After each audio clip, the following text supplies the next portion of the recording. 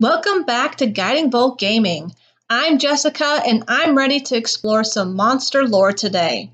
Recently, we've done a number of videos on the Drow. Today, I wanted to expand our reach out into the Underdark. After all, dark elves aren't the only denizens lurking in the darkness. There are other foul creatures to watch out for, and one such beast is the purple worm. Just because the party isn't going up against some intelligent creature like a dragon doesn't mean that the purple worm should just be plopped into your adventure with little to no thought. Think of how you plan out NPCs by fleshing out their characters with things like backgrounds and motivations to help bring the world and its inhabitants to life. Wait, you do give some forethought to potentially important characters, right? Right? Well, the lesser beasts your party come across should also be given some thought too. All creatures have certain motivations or patterns of behavior to build off of, some more than others. By using these characteristics to help build out your encounters, it's like using extra paint colors and different types of paintbrushes. They add dimension and personality to your story. So let's pull out our purple and black paints and learn what makes the purple worm tick. Be advised, though, there will be no happy little clouds or happy little trees in this story, only gruesome sharp rocks and menacing dark tunnels. The purple worm is a gargantuan monstrosity that can be quite the formidable foe. Although unintelligent, they are feared for their ability to swallow enemies whole. The voracious beasts have no regard for other creatures, and their emergence from the ground is difficult to predict. An average purple worm grows in size to 5 feet in diameter and 80 feet in length, weighing about 40,000 pounds. Occasionally, they will grow to a colossal size of 10 feet in diameter and 150 feet in length. Purple worms are coated in a layer of mucus. This coating allows their armored skin to remain moist, allowing them to breathe through their skin pores. They can breathe both in air and underwater. Since their skin needs to remain moist in order for them to breathe, this is why they tend to remain underground, to prevent the sun from drying them out. Purple worms have 4 eyes that are equidistant around their head, and all of them point forward, allowing them to only see what's directly in front of them. Their eyes have no lids and are always open, but the worms have thick bony ridges to protect the eyes. Despite having 4 eyes, purple worms have very poor vision and rely upon their blind sight and tremor sense to detect things. In fact, their tremor sense is so good it allows them to pinpoint the location of anything touching the ground within 60 feet. The best way to overcome this sense when facing a purple worm is to get off the ground. Use flight magic, levitate, do whatever you can to get in the air. Just as they're nearly blind, purple worms are also essentially deaf. Aside from detecting vibrations with their tremor sense, they navigate via their good sense of smell. Thus, they're attracted to one of their favorite foods, the shrieker fungus, through scent and not by the shrieks that the fungus makes. All purple worms are born with an iron-hard jaw spike that they first use to assist themselves in escaping from their eggs. Later, they use it to help loosen up rock and soil. The jaw spike is not sharp, and they do not use it as a weapon. Purple worms live in layers in underground burrows. They tunnel through packed earth and solid stone, leaving behind giant corridors and highways in the Underdark. The dirt and stone consumed as they tunnel passes through their digestion tract and is excreted after any nutrients from the substances have been extracted. Since purple worms rarely return to their tunnels, these passageways are generally safe from the beast as long as an adventurer remains quiet. A purple worm is motivated only by hunger. It is an opportunistic hunter and will chase down anything that crosses its path, but will not go out of its way to find living food since they extract sufficient nourishment from the dirt and stone they consume while tunneling. Purple worms mate once a year. Each worm has both male and female sex organs. Two worms will line up their bodies in opposite directions and fertilize each other's internal eggs before crawling away back to their own layers, where they'll secrete their eggs wrapped in mucus cocoons. Purple worms have no concept of treasure, yet a measure of riches and wealth can be found concerning them if an adventurer knows A, where to look, or B, is able to slay one. Get your clothespin and rubber gloves out because we're going dung diving. As the purple worm burrows through the Underdark, they swallow massive amounts of earth. In mineral-rich areas, the worm might also be chewing its way through veins of valuable ores like copper, gold, or silver.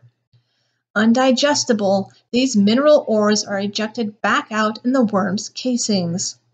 Additionally, items from poor, unfortunate, devoured adventurers, like rings, metal armor, and swords, can make their way through a purple worm's digestive tract to come out the other side relatively intact.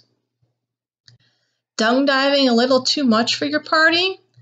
If dirty work isn't your thing, then perhaps egg snatching is. Purple worm eggs are silvery spears approximately 3 feet in diameter. They have extremely hard shells and are often clustered together in groups of 6, which are suspended from chamber walls by strands of sticky saliva. The eggs are highly valued by wizards for various arcane rituals. Take note, though, there are creatures such as giant spiders and Fomorian giants who developed a symbiotic relationship with the purple worms and used the nursery areas to hunt for prey searching for the valuable eggs. Next, if your party is really up for the task, how about going all out and slaying a purple worm?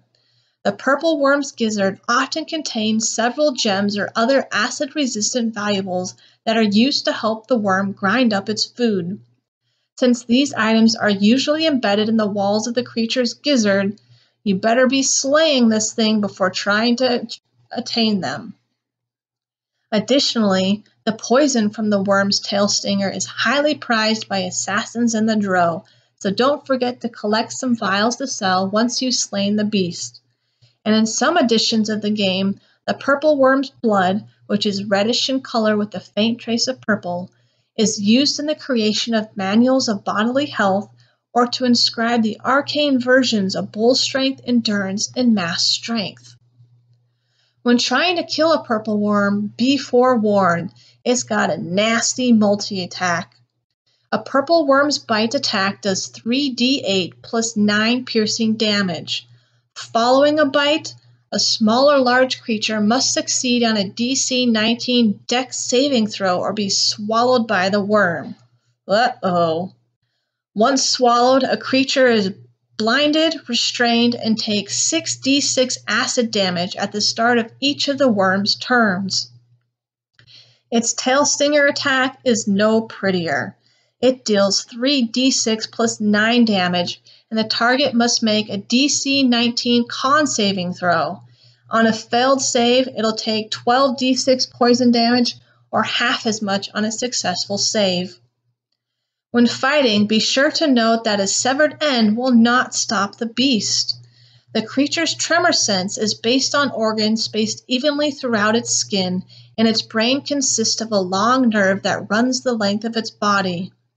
A severed tail will keep you from getting spiked, but the worm will keep on biting you. A severed head means it won't be able to bite, swallow, or tunnel, but it can keep attacking with its spiked tail.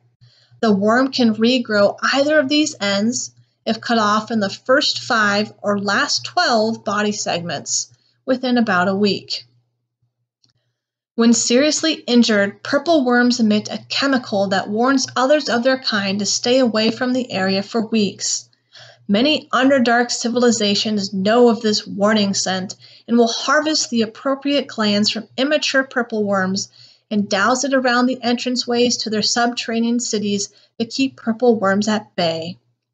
Despite centuries of effort, the beasts have never been tamed or domesticated.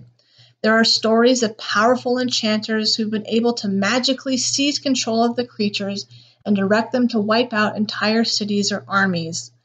Dwarves are known to use purple worms for mining and tunnel building, while rumors circulate that some drow priestesses have worms under their sway and use them for defense in remote areas.